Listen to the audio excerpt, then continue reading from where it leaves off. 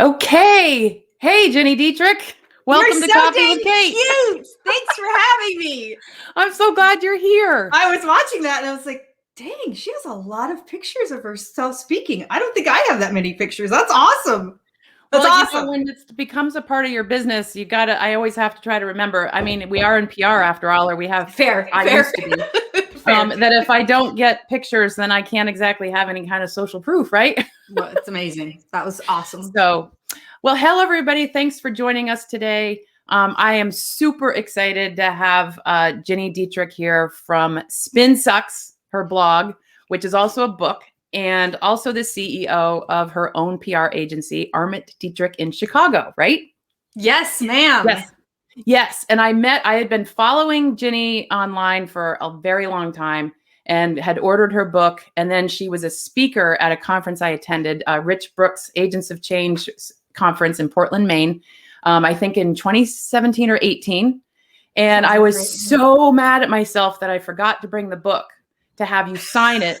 And I purposely went you were the end keynote, and I purposely went in early and like stalked you a little bit because I wanted to just meet you and do a selfie. And I was going to have you sign the book that I forgot. Anyway, from there, you were just always very generous and very nice to be in touch. And you sent me 2 awesome Spin Sucks stemless wine glasses, which I was going to use today and throw you off instead of the mug. Right. It's not on brand, though. I've recently moved, and some of that stuff is all still packed up. Well, next time we'll do a happy hour. Yeah, that would be fun. I haven't done that yet. It could be wine with Kate. I love it. So today we're going to talk about lots of things. We're going to talk about PR stuff. Bob Farnham is in the room. Hi, Bob. And he says he's been stalking for years. Bob also owes me coffee. So something about cooking dinner, I think. Oh, he thinks I'm going to cook him dinner. Oh, okay. Well, anyway, we'll straighten that out today. Thanks for joining us, Bob. So I wanted to talk about some of the things that are near and dear to my heart because we're both in the digital marketing field, and I know that PR is really, your thing. But I read your blogs like religiously, and you did a really interesting blog in the middle of March on values-based marketing. So let's start with that today. First of all, just for our viewers, can you just define what values-based marketing is, and then we'll just go from there? Yes, I can. But first I have to do this because my hair is driving me crazy. Okay. Do whatever you have to do. I just have to I'm like in 8th grade where I just pin my bangs back. There we go. Oh, we have Carlin Ankrum in the room. Hello, Carlin. Thank you for joining us. Carlin is another super well-known social media person. So thank you for joining us, Carlin. I appreciate it. Woohoo. Yeah. All right. Values-based marketing. As you may know, we went through an experience last year, all of us, and it was a little painful for all of us. I don't know if you know what I'm talking about a little bit. But as part of that, it was really interesting because from a communications perspective, because so many things happened, right? We had a health crisis. We had an economic crisis. We had a president of the United States crisis. We had a social injustice crisis. There was all of this stuff that was happening at the same time. And I think organizations were caught off guard. And a really good example of it is as everybody was figuring out what to do with the corona, as my child calls it, we kept getting these emails from every company on earth that said, out of an abundance of caution. And it was like, where are your communicators? And it like nobody had even thought to say either they don't have the communicators or the communicators didn't have a seat at the table. And that then progressed into the murder of George Floyd. And everybody was trying to figure out, do we make a statement? What do we do? How do we do it? What do we do with our social media? What do we do with our marketing? So now we have, this global pandemic combined with this awful, horrendous thing that is happening in just culturally in our country. Right. And how do we handle that? And communicators, I think, took a really high step up, especially in the eyes of executives at a leadership level last year, because everybody suddenly realized, holy crap, we can't do this without you. Right. And we've always sort of put you in the corner over here and you've done your thing and we haven't really known exactly what you're doing. We know we're supposed to have you, but oh my gosh, we can't come out and say out of an abundance of caution, and we can't just make a statement on racism if it's not truly baked into our values and our culture. And that's one of the things I think we've had to be thinking about and acting on in the last year is what are our values as an organization and how do we communicate them? Right. Yeah, I think Carlin is agreeing with agreeing what you just said. So, and the other piece that factors into this, correct me if I'm wrong, is it's also the companies, especially at the beginning of the pandemic or the beginning of the shutdown, were sort of tone deaf also. Oh, yes. Like there were still ads and things that were running that had nothing with nobody was wearing masks. People were still hugging, whatever. Right. And there was so how does that all factor in too? Well, it's funny you say that because just think about it from your own perspective. Like I've been watching This Is Us, and I know that they've been filming throughout, and they filmed during the short shutdown. And it's really strange to me to watch. In some scenes they wear masks, and some they don't, and you're like, no, like this doesn't. So I think that's called continuity in the world of film. There's it drives me crazy. Right. But I think that, 10 years from now, we're going to look back at stuff that was made during this time and go, why are they not wearing masks? Like what's happening here? And of course this is about PR, so we can't get into the whole, how the country has handled this in general. Right. But, I think you're right in that it has been very tone deaf. It took companies longer than it should have to really figure out what it is that they need to be doing and how to behave. I mean, in fairness, it was a crisis for all of us. Right. We were all thrown on a dime and we were all like, what? Exactly. But I think if you have a communicator in the room when you're making those decisions, you make different and better decisions that are not tone deaf. Right. So back to the values-based marketing then, can you just give us sort of like a definition of what it means, like to have your messaging be sensitive in a way that is still authentic? So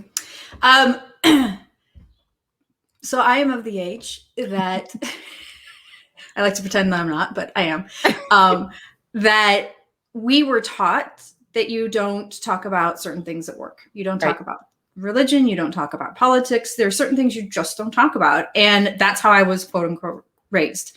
So now to switch that has been really hard for people. And it's been really hard for, most leaders have been taught that. Most leaders have done that, right? They have built their companies or grown their companies based on that mantra. You don't want to piss anybody off. You have customers from all segments of the world. And so to go out there with your values first is very risky. Right. Because when you do that, you are going to make people angry. Right. Start. You know what? I'm just going to interject if you don't mind. So I was going to bring up like, why is it risky? And especially in 2021, like values-based marketing is not new. It's been around for a while, but this has been quite the year for so many different things. Pandemic, systemic racism, all the kinds of things. Give an example, like you did from your blog. You talked about like Nike was a good example when they first did the Colin Kaepernick. I never know if I say that right.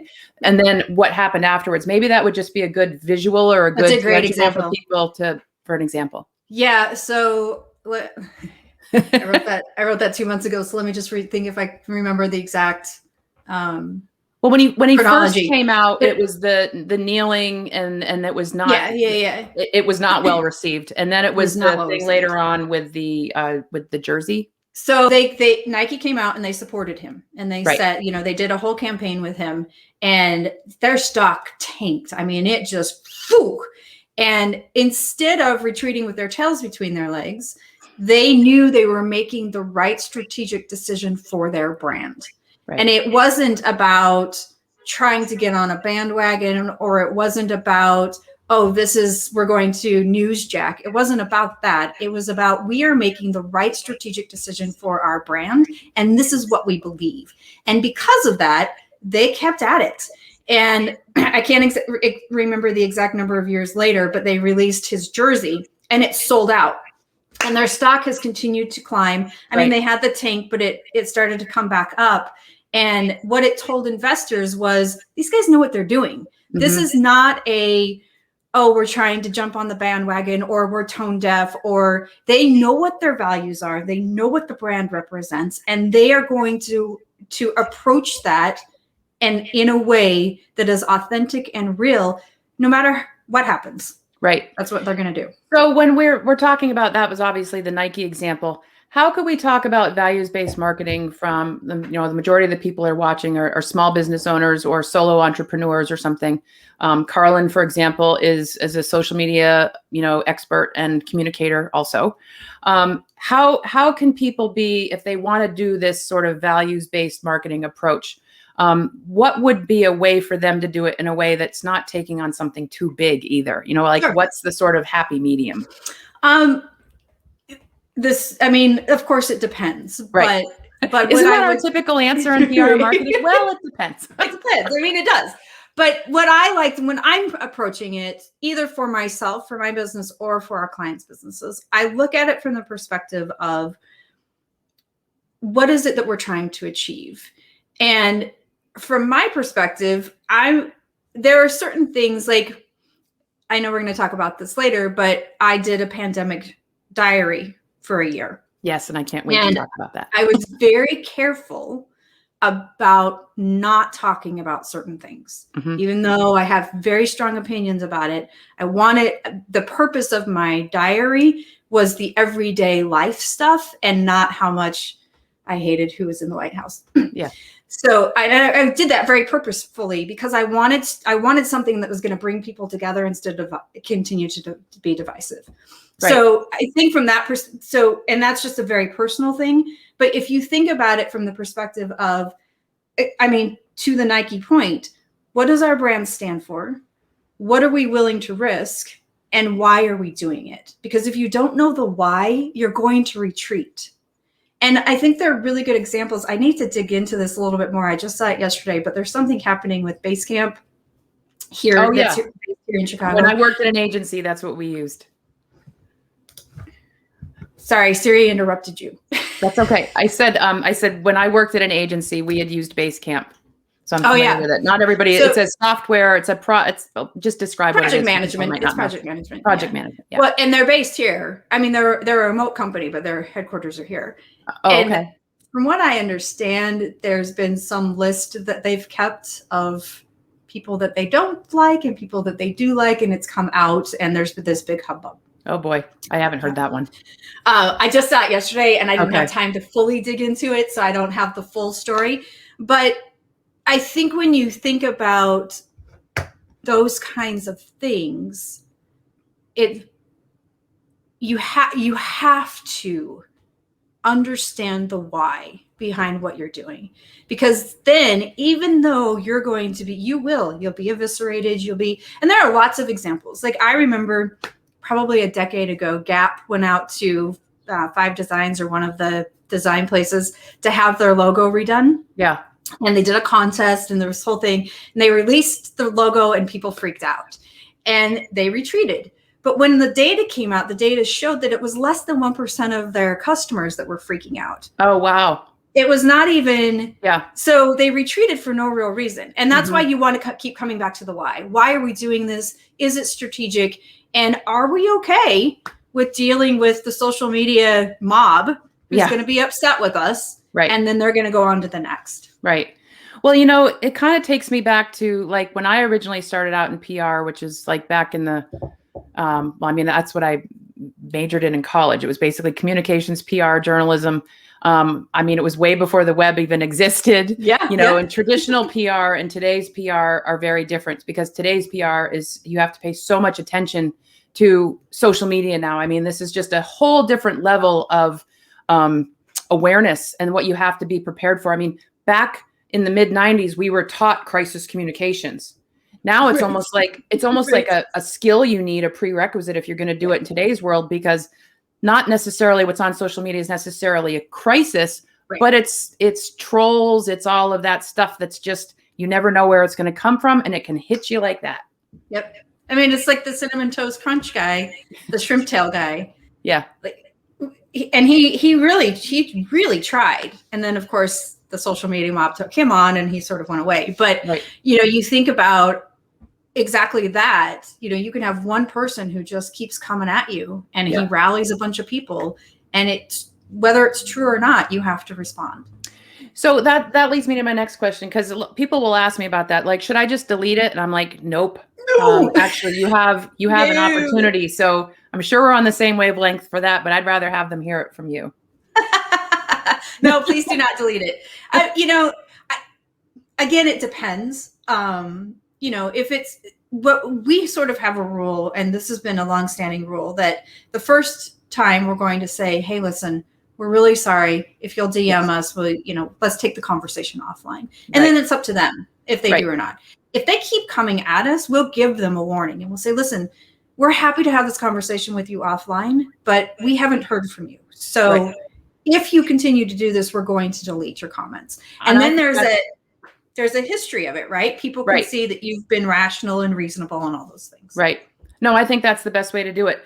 Bob, as we know, is listening right now. Bob's brand is a perfect example. I mean, he has totally branded himself as Bob the Green Guy. Yep. And so everything that Bob puts out on social media, whether it's his personal or his business, because he is his brand, is obviously everything related to, maybe climate change, green energy, renewable energy, green products, things like that.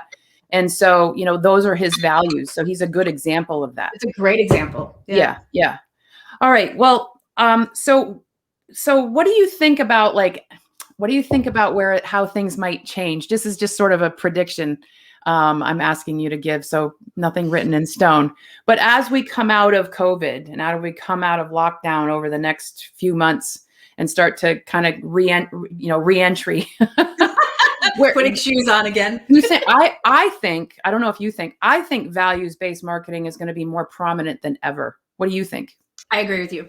Yeah. And a lot of the conversations I'm having both with clients and prospects right now is, how do we continue to move this forward? A lot of the conversations I'm having with executives right now are difficult, and they're difficult because it is a massive mindset shift for them, because they have been taught we don't talk about these things. And they saw the level of engagement with employees that they had last year when they did say, we're going to give you time off to go protest. We want you to get involved. We want you to do these kinds of things. And the level of employment engagement skyrocketed. But now it has plateaued because there isn't that same crisis happening. Right. And so they're trying to figure out, how do we keep that same level of employee engagement? Because if that level of employee engagement is high, then so is the customer engagement. Exactly. So they're trying to figure that piece of it out. And that's, I think, where everybody is right now, is how do we handle this going forward so that when there is a crisis, we're prepared, we're ready. One of the things you mentioned in that blog article was that this was in some ways a millennial thing. Like, millennials really want to only do business with people who have a cause or who share a cause or advocate or something. But I would say that I think that because of the pandemic and because of lockdown, I would say it's not just a millennial thing anymore. Would you agree? Well, I do agree with that. And I think I made this point. Maybe I didn't. In my brain, I made this point. It started with millennials. Millennials are the ones who said, this is important. And we are only going to do business with brands that do these kinds of things. But they're the ones that brought it to sort of prominence. Yeah. But I'm the same way. You're the same way. Like, I'm not a millennial as much as I hate to admit it. Not. So I think you're right. And you do tend to be attracted to organizations that, and just like people, you are attracted to people who think the same way you do. Exactly. Or have the same values that you do. Yeah. We have a woman listening, Michelle Robin. She says, totally agree with values-based marketing being around for the long haul. People are craving human connection now and will increase their interest in doing business with human companies more in the future. Love that. Yes. I love that too. And you know what? Who else it reminds me of, and I think we have a shared knowledge, is Mark Schaefer. Mm-hmm. Mark writes all about like the most human company wins. Yep. Yeah. And I think that's going to be even more prominent now because of what we've just gone through. 100%. Yeah. I do think it's risky. I think, executives are struggling with it. What's the right thing? And are we prepared for when the social media mob comes after us? Well, one thing I've noticed interestingly lately, and maybe it's just been a Vermont thing, because obviously I pay attention more to the local news in my backyard. But some companies now are talking about how they're letting their employees have to pay, to be paid for the days that they go to get their vaccines. Yep. And I've even seen them taking another step further, that those who are getting their second shot are taking the day after off, just in case they have, some kind of, reactions or whatever. And companies are starting to sort of talk about that on social media, that's what they're doing. And I think that's a really good move. I mean, it's just a way of saying that we want our employees to be healthy. We want our employees to do what they feel they need to do. And, we're going to still take care of them. Yeah. And giving the time off to do that is really smart. And it doesn't cost you anything. It doesn't cost you anything. Nothing. Right. Exactly. All right. Well, let's switch gears a little bit here. So thanks everybody for listening. If you have any questions for Gini or me, but Ginny's knows way more than me. Feel free to put them in the comments and I will share them with Gini.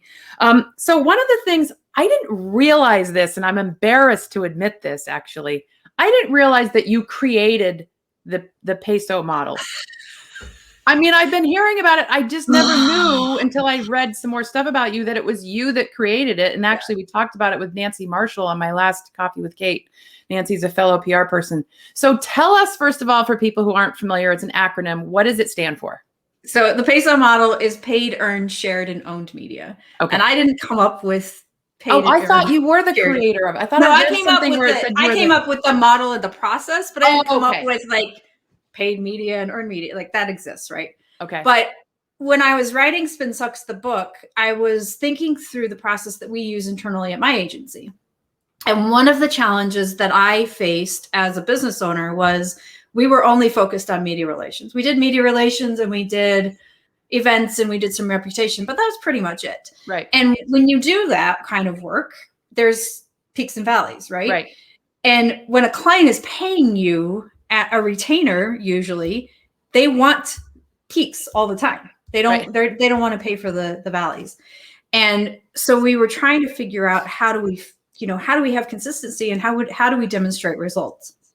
And so I was writing Spin Sucks the book, and my publisher, may she rest in peace, said to me, this is great. This is not, nobody is talking about this. Do you have a name for it? And I was like, now I realize as a communicator, I should have a name for it, but I do not. And so to the best of us, right? The shoemaker's children. Yeah. So we actually sat in a room with her Pearson colleagues, and we came up with, and we went back and forth, because from my perspective, I think owned should start, and then you go to shared or earned and then paid. But OESP doesn't really stick, and OSCP doesn't really stick. And so finally we were like, well, peso makes sense because it's easy to remember, and that's the #1 rule of branding. So we got that done. And then she said to me, do you have an image to go with it? And I was like, for heaven's sakes, just publish the stupid book. No, I don't have an image to go with it. So then I had to hire a designer to create an image. So the vicious cycle, isn't it? Yeah. Then we published the book. And really that was it. I did not anticipate what it has done. I did not anticipate that the industry would be like, oh my gosh. I did not anticipate throwing that graphic up on a screen for an executive and they go, oh, that's what you do. Happens every time. Yeah. Every time. So we kind of worked backwards. Paid, earned, shared, and owned. Owned. I almost said organic. Yeah. So you've got, paid, you have social media advertising, pay-per-click, search engine marketing, that kind of stuff.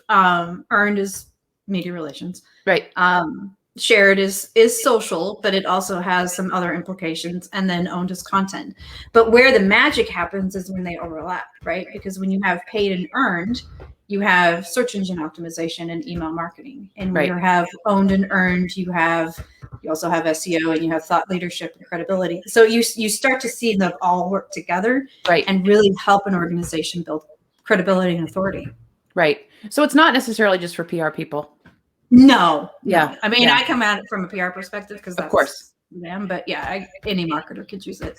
I'm just going to pause here for a moment. A colleague and friend of mine, Paula, who's also a book coach, just shared an interesting comment. Helping a client write a book, and central to the premise of the book, which is on sales, is the importance of human connection as a way to sell. So important today.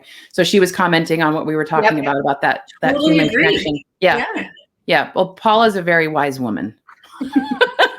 And a very good friend. And if you ever met her, Ginny, you would love her like I do. So well, maybe lots of laughs go on with Paula and me. Yeah. So anyway, so when you work with a first of all, let me ask you this: what types of clients do you typically work with? Larger companies? Yeah, it's been funny because before the pandemic, we mostly did manufacturing, really strong B2B work. But since manufacturing's gone to hell. Yeah, right.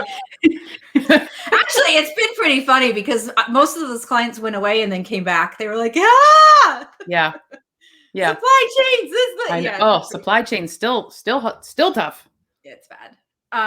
So right now we're doing big brands, but we're doing big brands because of the peso model. Okay. And really it's more, we're not actually doing the work, which is fine with me.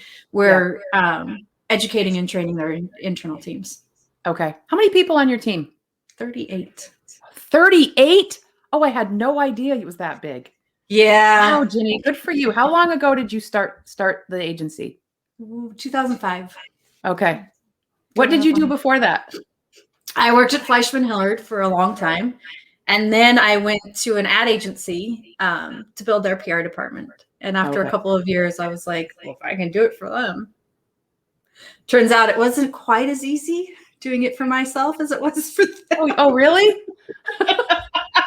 No, I'm in my 7th year and I'm still kind of going like, wait, what? Yeah. But I don't have that big a team, that's for sure. So you know what I really want to talk about now is I want to talk about your pandemic post that you did on your personal Facebook page. So Ginny did, because I knew Ginny from Agents of Change and other stuff, you nicely let me friend you on Facebook. And you wrote, first of all, you're a phenomenal writer and you write with a lot of humor, and your book Spin Sucks is just one of my favorites. And then you started doing your 365 days. Can you just tell me about it? Because obviously we had no idea it was going to go that long. Right. And just to set the stage. So Ginny's husband, Kelly, is known as, and who she refers to as, the large native. And her daughter, who is just turned 8, is referred to as the small native. So just that in and of itself with her posts were like the large native and the small native. Anyway, I'll let you take it from there. But just, it was really unique. And I think, a lot of people who followed you, I know Bob did, really got a kick out of it. And like I said, I was talking to a mutual friend of ours, Vivica Von Rosen, the other day, and she's like, I really miss Ginny's daily pandemic posts because they were about life. And so what I'm getting at is it was truly the ups and downs and authentic side. It was, yes. Yeah. So the reason I did it is because I've had 2 crises in my business life. And the first one was the Great Recession. And I remember the big stuff. I remember, I remember the letters arriving that clients were leaving. And I remember having to lay people off. I remember all the big stuff, but I don't remember the nitty gritty. Like, why did I make that decision? Or what did I do? What led up to that? Or why did we go in this direction? And I wish that I had something that would do that. And I considered just keeping a journal, but I knew that I didn't have accountability to that. Right. And so I just figured I'd do something on Facebook just so I had something. Of course, I didn't think it would go on for a year. And it did. But it also forced me. I mean, there were days that I was just like, I can't do this anymore. but it forced me to look at. Look who just popped on. Hello, Vivica. We were just talking about you. We were just talking about you. It forced me to find something funny that had happened during the day, even if it was small. And just the habit of that and the accountability that I had created, because everybody was like, where's your post? Where's your post? Where's your post? Where's your post? Right. That helped me get through it. And then the relatability of it all. Like, even if you didn't have small kids at home and you weren't also teaching first grade and then second grade, everybody was able to relate. And there was so much, like I said earlier, you know, I felt like in my small way, I was bringing people together when the rest of Facebook was so divisive. It was so bad. Right. And people said to me they would go onto Facebook just to see my post and get off because it was that bad. But it was, I mean, it really helped me keep a positive attitude through it all. Well, share a couple things that you wrote about just so that people can get sort of how gritty you got in a fun way. Like, I remember one of the things I think that's probably stood out is that you basically let your daughter live in her pajamas for a year. I did. That's true. Come on. So share you know, there were lots of fun things about that. And the other thing I've got to give you credit for is people would comment, and I think you were one of the most diligent personal responders of people's Facebook comments. I mean, I try to do the same thing. You have got me blown out of the water on that. You know, I have my husband makes fun of me about that, but my philosophy on that, and I believe that no matter where it is you're giving me your time, and a comment is currency. So the least I can do is thank you for that, right? Mm-hmm. That's my philosophy, and I know not everybody agrees with that, and that's okay. No, I agree. But yes, she did live in her pajamas for a year because I was like, this is not a battle I want to fight. So Bob's in his pajamas right now. Yeah. And then Emma, who's in from the south of France, says, now I don't feel guilty about my kids being in pajamas. The whole weekend. Yeah, exactly. I mean, so they finally went back to school on a hybrid schedule, Tuesday, Wednesday, Thursday, the middle of January.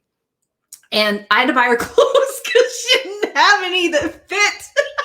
So my husband was like, what's this $400 credit card charge? I'm like, oh, well, your kid needed clothes because she didn't have any clothes that fit because she's been in pajamas since last March. There you go. And then you also, didn't you buy a pandemic dog? Oh, well, actually the puppy came before. Oh, okay. I had a weak moment. My birthday's in February. I had a weak moment my birthday weekend and was like, let's go to the shelter and look at puppies. And so she was here a month before. That dog has literally never been alone, ever. In her whole life has never been alone, because that's going to be a shocker when that happens. Yeah.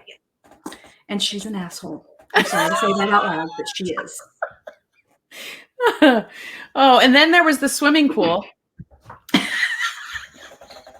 I mean, wait, set the stage for where you live in Chicago and the size of your yard. Killing me. Okay. Well, I told you I paid attention. I live 4 blocks from Wrigley Field. 4 blocks from Wrigley Field in Chicago. Yeah. So in Chicago. In in a house, but like we're in a house, with a tiny little yard and a fence, right? Actually, we just measured the yard because Addie's doing meters and centimeters in school. The yard is 25 feet long. I mean, it is a postage stamp. But it was like 1,000 degrees outside, and which never happens in Chicago, and we were stuck at home. So I bought, it is the best $150 I have ever spent. A huge blow-up pool, huge. And we stuck it in the driveway. My poor husband had to park the car on the street. I didn't know that part. Mm-hmm. And she and I would get in there every day. Every day. Just relax in our pool. Couldn't actually swim in it because, we're in the city and we couldn't go deep enough. But we'd sit there like this every day. So I'm curious, after doing all that, and we're talking about it, and we're remembering some really funny points and stuff like that. What do you think, if anything, that did for your brand? Because even though this was on your personal Facebook page, probably similar to like me and Vivica and Bob, even and other people, we all end up, our personal Facebook pages become not so personal, like just with people we know anymore, because we all are in the marketing world and the communications world. And so we start, and our clients become attached. So given that, what do you think, if anything, that your pandemic post did for like your personal brand?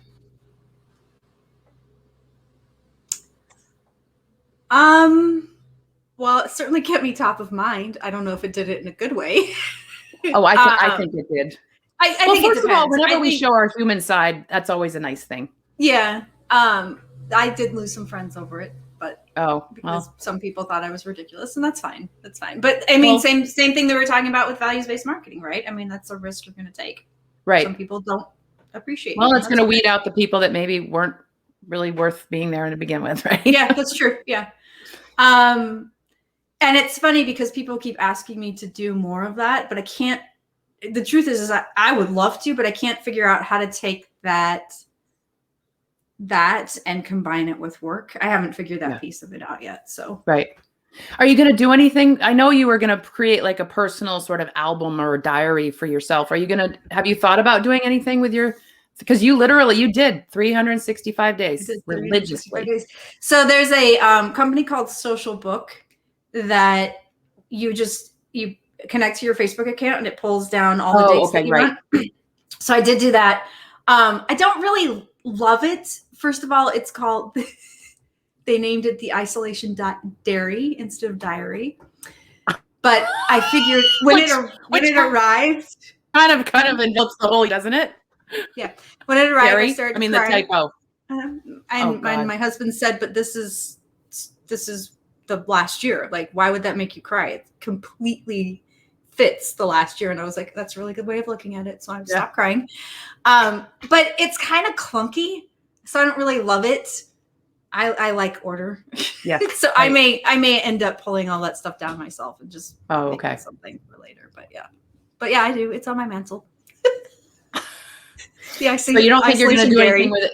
So you're still kind of figuring out where it all fits in with like work. Yeah, I don't know if it can't be a published book because nobody's going to gonna buy that. But I don't know if there's some way to combine work and life and cycling, like all of my, I don't know. I haven't figured that out yet.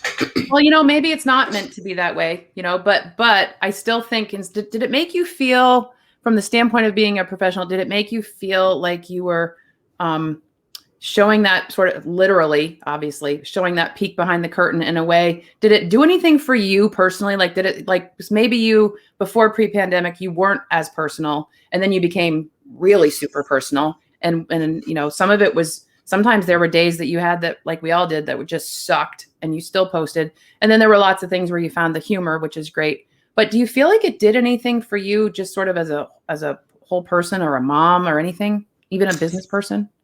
From a business perspective, I think it put things in perspective for me. And another friend and I were talking about this recently. Like, she was like, Gini, remember we used to get on planes and go places all the time and come home on the weekends and see our families. And then we'd do it again. Right. She's like, I never want to ever want to return to that. And I'm like, me either. Yeah. So it helped me put those kinds of things in perspective. It also helped me understand what's really important. And I freaking love being a mom. It's my favorite thing. I mean, and she's a blast to be around. Well, she is your mini me, as you say. She's definitely your mini me. She is, yeah. Which is why I think she's a blast to be around. My husband always tells her I'm her easiest audience because I think she is an absolute joy. Yeah. But it helps put those kinds of things in perspective. So some business things will change because of that. I'm not going to be getting on a plane every week. Good. I may not even get on a plane every month. Good. I'm super choosy about that kind of stuff. It helped me say no to things. And not feel guilty about it because I've got other stuff going on. I still am teaching second grade 2 days a week, and that's just life. That's just the way it is, and I don't feel guilty about it. Right. I was talking to Joe Thornley, who I do Inside PR with, and he said, I've gotten to the point where, and I love this, I've gotten to the point where I work really early because that's when I'm creative. And then I do my morning meetings and I work with clients. And then I take a break. I read a book, I take a nap, do whatever, go for a walk, do whatever it is. And it goes around 3:30. I decide it's 5 o'clock somewhere. And I sit back at my computer with a glass of wine and I create again. And I was like, I love that.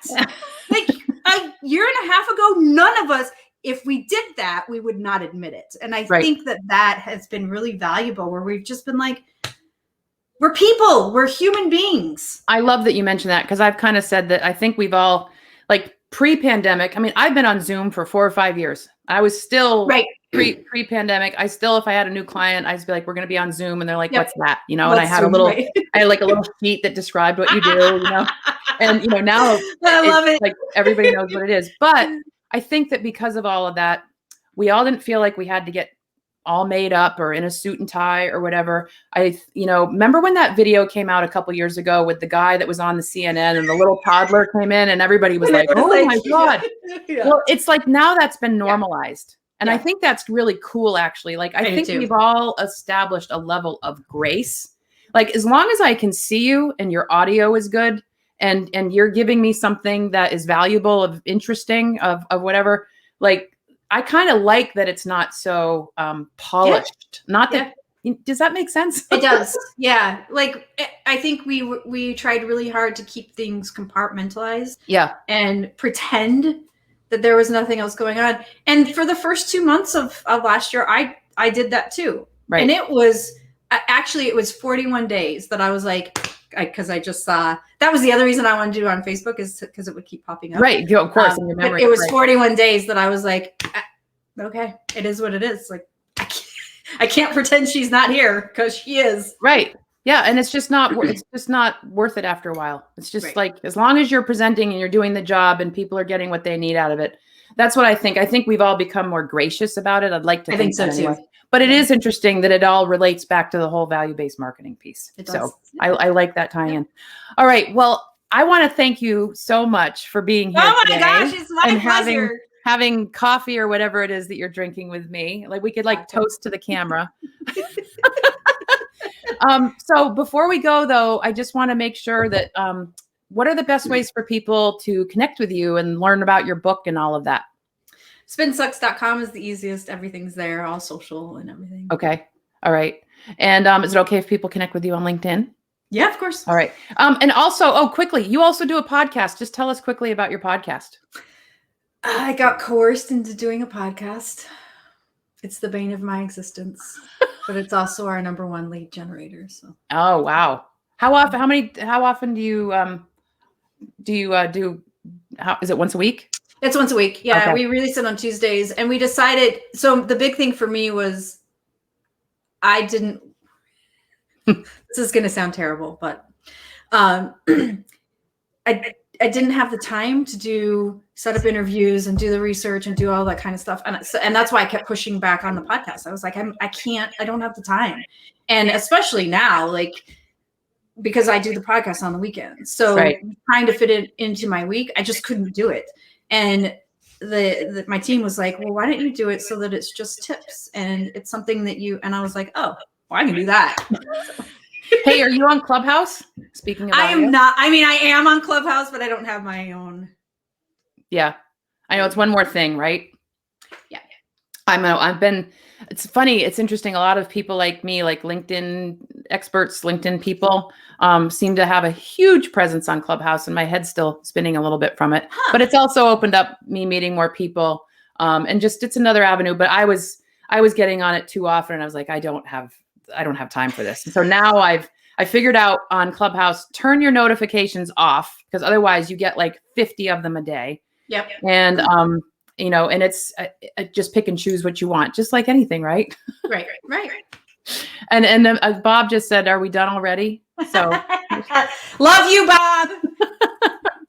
So, Gini, thank you so much. If anybody has any questions about today's show, especially if you're watching the replay, thank you for watching. Feel free to put comments in the questions in the comments and tag me or Gini so that we can come in and answer your questions going forward.